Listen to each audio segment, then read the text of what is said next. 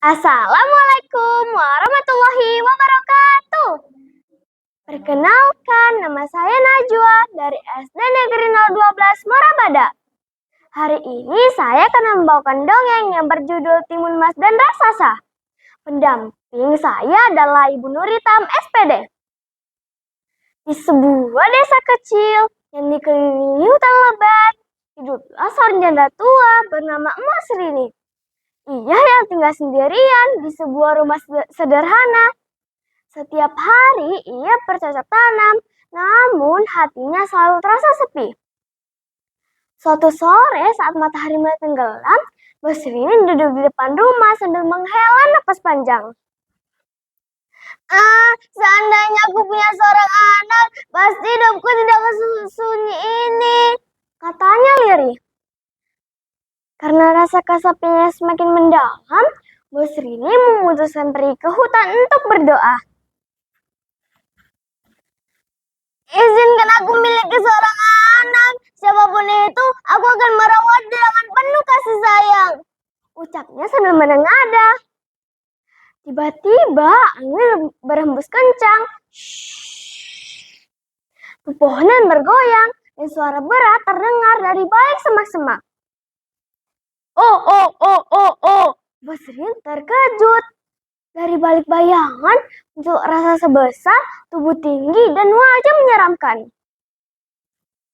Siapa kau? Tanya Mbak Serini gemetar. Aku adalah raksasa penjagoan ini, jawabnya. Aku mendengar permintaanmu. Mbak Serini mundur perlahan. Apakah kau bisa membantuku? Raksasa itu tersenyum licik. Tentu saja, aku bisa memberikanmu seorang anak.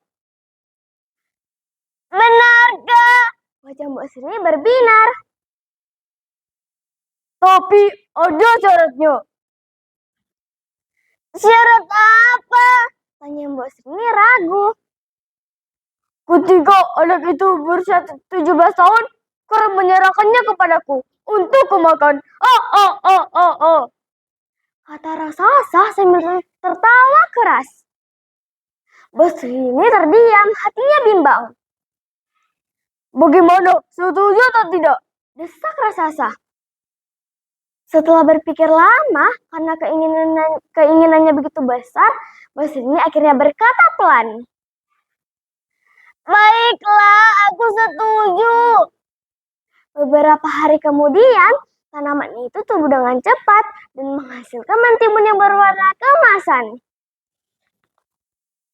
Ini pasti mentimun ajaib, gumam Mbak Serini dengan hati yang berdebar yang membelah mentimun itu. Ya Tuhan, serunya. Di dalamnya terdapat bayi perempuan yang cantik dan tersenyum manis. Mbak Serini langsung memeluk bayi itu. Anakku, akhirnya aku punya anak. Ia menamai bayi itu Timun Mas.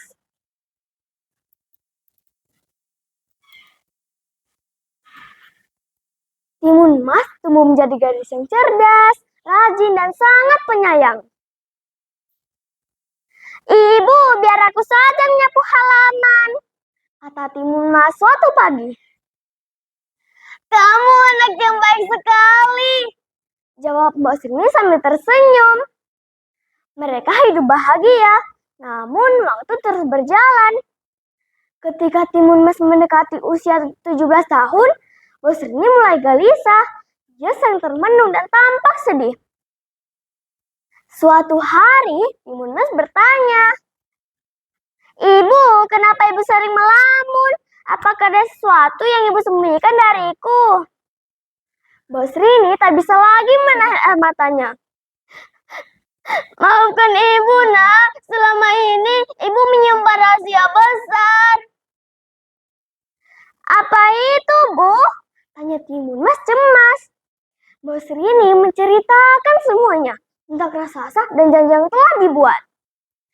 Timun Mas terdiam, wajahnya pucat. Jadi aku harus diserahkan kepada raksasa itu. Mbak Serini memeluknya erat. Ibu tidak akan membiarkan terjadi. Betapa itu memberikan 4 benda kecil. Ini biji mentimun, jarum garam, dan terasi. Berikan kepada Timun Mas, gunakan saat ia dalam bahaya. Terima kasih, Betapa, kata Mbak Srini lega. Hari yang ditakuti akhirnya tiba. Mbak Srini, aku datang menagih janjimu. Suara raksasa menggema di seluruh desa. Tanah bergetar di setiap langkahnya. Ibu! Timun Mas memegang tangan ibunya. Pergilah nak, lari sejauh mungkin, kata Mbak Srini sambil memberikan benda-benda ajaib. Timun Mas berlari ke hutan.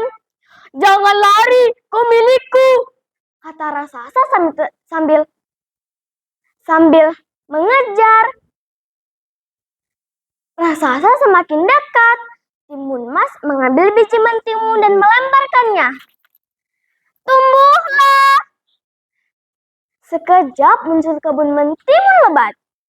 Apa ini? Raksasa menggeram, lalu memakan mentimun itu hingga habis. Ia terus mengejar. Timun Mas mengambil jarum. Jadilah bambu. Bambu runcing tumbuh dan menusuk kaki raksasa.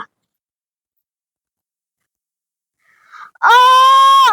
Raksasa meraung marah. Aku tidak akan menyerah. Timun Mas main kelahan. Ia menabur garam.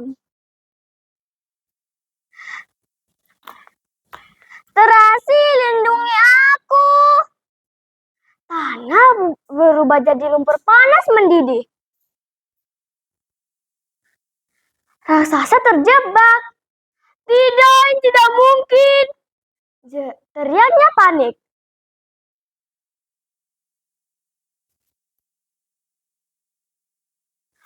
Ia berusaha keluar tapi semakin tenggelam. Tidak! Tolong aku!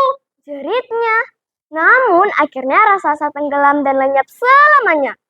Timun Mas kembali ke rumah. Ibu, aku selamat, katanya sambil menangis bahagia. Mbak Srini memeluknya erat.